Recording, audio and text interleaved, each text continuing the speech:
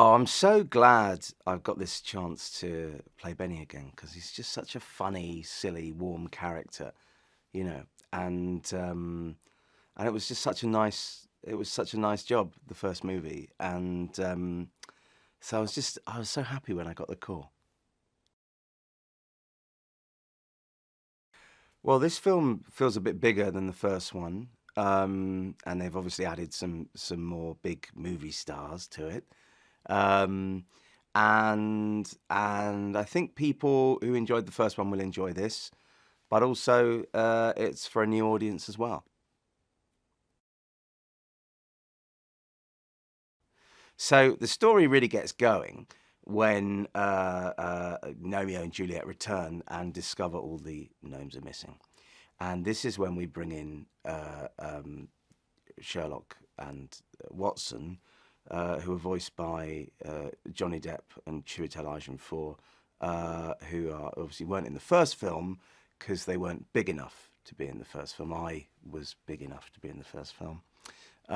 So they brought in these kind of two unknown guys to kind of do these voices for this sequel and whatever. So this sequel takes place in the City of London, which is great, and we see the Natural History Museum and the Tower of London and loads of great London landmarks, which is really nice actually. And I think it's nice. It just makes it more epic than the original and just bigger scale and really cinematic. I don't feel restricted doing an animated movie. I think one of the things that happens when you do an animated film is you generally don't record your parts with the other actors. So in some way you sometimes you wish you were with them, but in other ways not having other actors there means you can be a bit more indulgent and you can experiment a bit more because you don't think, oh, I should shut up now, it's their bit. So you can kind of improvise more. So in some ways it's better and in some ways it's worse, but mainly it's just different.